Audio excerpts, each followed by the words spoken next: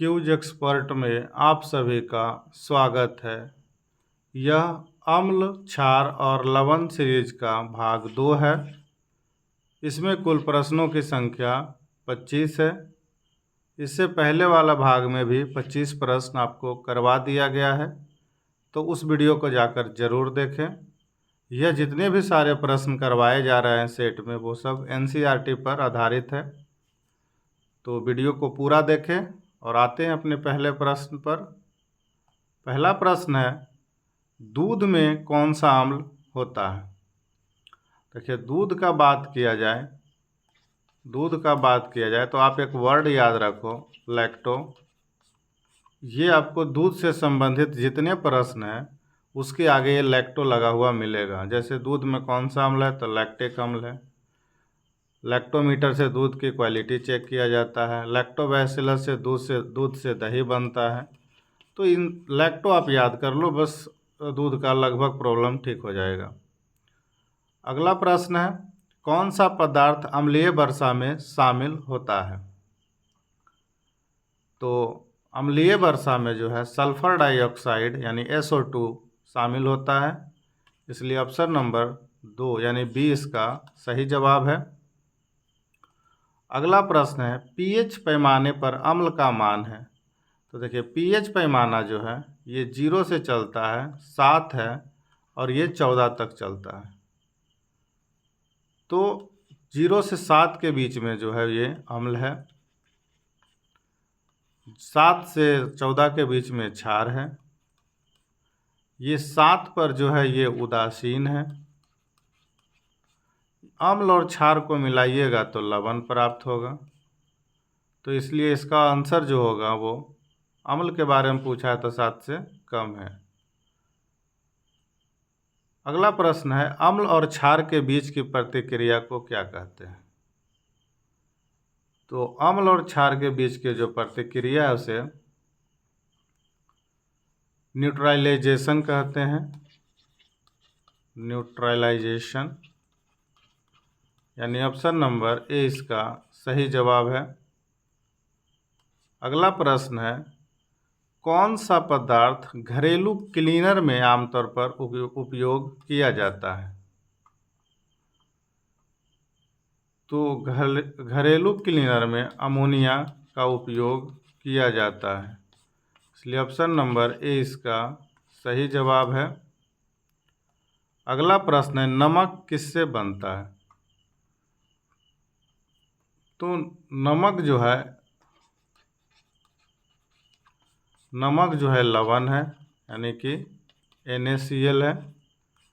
और लवण का निर्माण जो है वो अम्ल प्लस क्षार के मिश्रण से बनता है। इसलिए ऑप्शन नंबर ए इसका सही जवाब है। अगला प्रश्न है कि pH पैमाने पर बेस का मान कहाँ होता है, यानी कि क्षार का मान कहाँ होता है? तो क्षार का मान जो है pH स्केल में 7 से 14 के बीच में होता है, यानी 7 से अधिक ये क्षार का है। तो इसलिए ऑप्शन नंबर ए इसका सही जवाब है। अगला प्रश्न है, कौन सा एक कमजोर अम्ल है? तो इसका सही जवाब है एसिटिक अम्ल। एसिटिक अम्ल जो है वो कमजोर अम्ल है।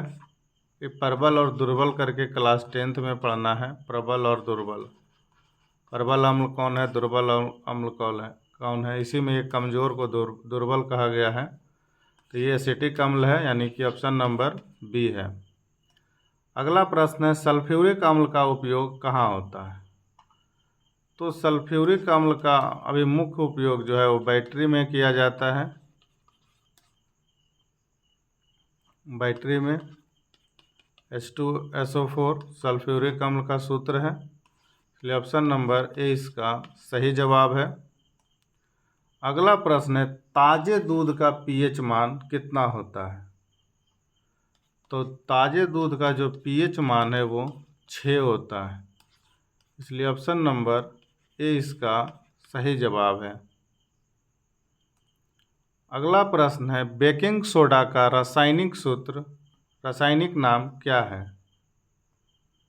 तो बेकिंग सोडा का जो है,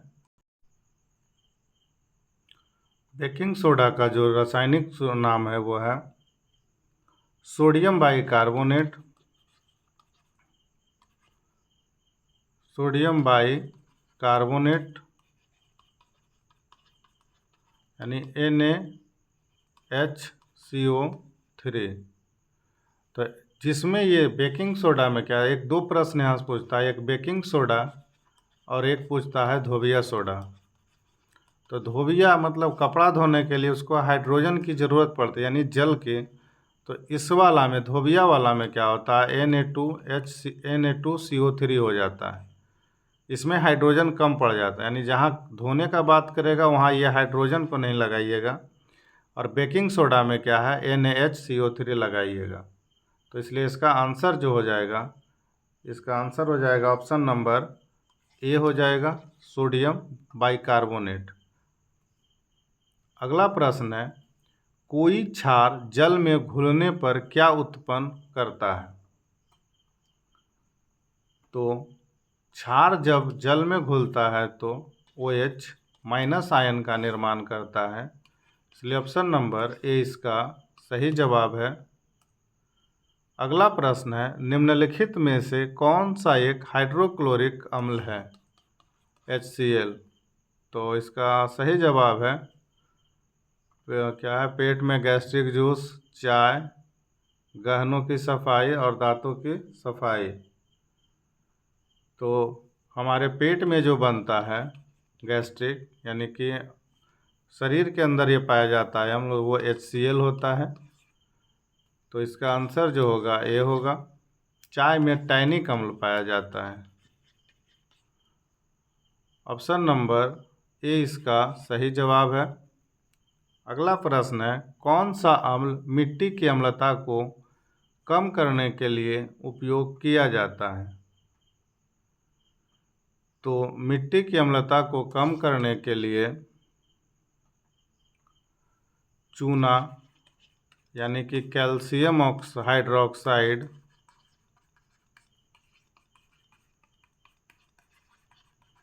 यानी ऑप्शन नंबर ए इसका सही जवाब है। अगला प्रश्न है, कौन सा तत्व लवण में उपस्थित होता है। तो इसका सही जवाब है सोडियम, जिसका रासायनिक सूत्र Na होता है। ऑप्शन नंबर ए इसका सही जवाब है। अगला प्रश्न है, आमतौर पर निम्नलिखित में से कौन सा अम्ल बैटरी में पाया जाता है। तो ये H2SO4 है, यानी कि सल्फ्यूरिक अम्ल। ऑप्शन नंबर ए इसका सही जवाब है। अगला प्रश्न है, अम्लों की पहचान किस संकेतक से की जाती है।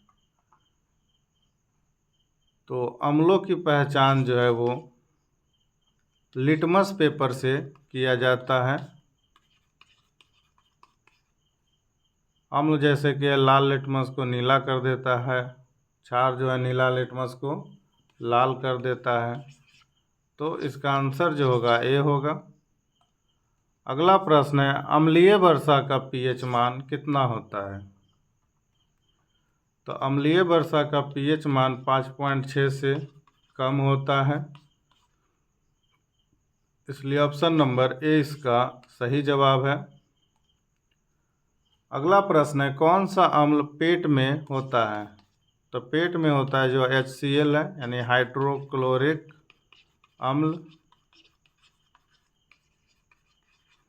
ऑप्शन नंबर ए इसका सही जवाब है। अगला प्रश्न है, निम्नलिखित में से कौन सा एक लवण नहीं है। तो सोडियम क्लोराइड लवण है, कैल्शियम सल्फेट लवण है, ये नहीं है। पोटेशियम नाइट्रेट लवण है, इसलिए ऑप्शन नंबर सी इसका सही जवाब है।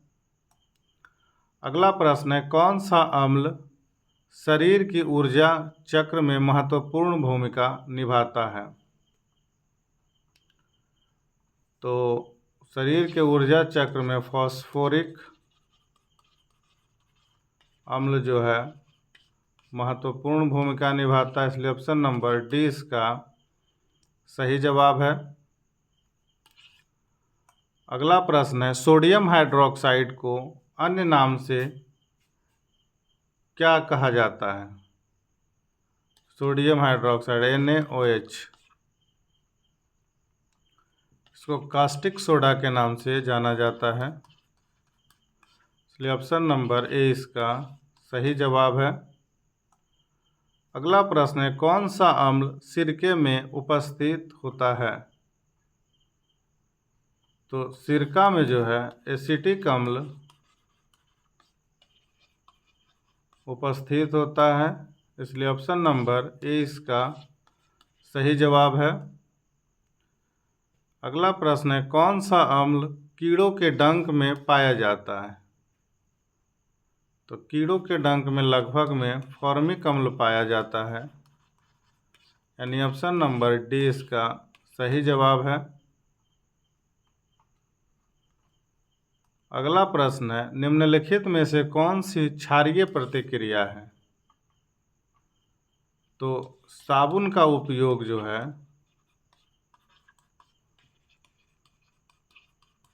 क्षारीय प्रतिक्रिया है, इसलिए ऑप्शन नंबर ए इसका सही जवाब है।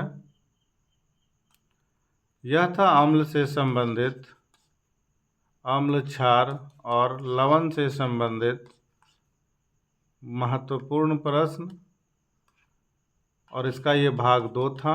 एक भाग और आएगा, भाग 3। तो वीडियो को जितना ज़्यादा हो लाइक करिए, शेयर करिए और चैनल को सब्सक्राइब करिए। वीडियो देखने के लिए धन्यवाद।